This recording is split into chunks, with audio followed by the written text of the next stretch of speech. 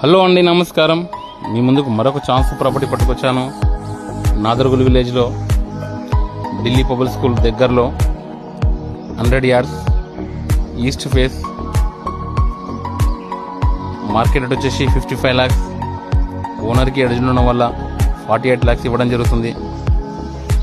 ఎవరికైనా ఇంట్రెస్ట్ ఉంటే ఈ నెంబర్ కాల్ చేయండి, అలాగే షేర్ చేయండి, ఫాలో చేయండి, లైక్ చేయండి.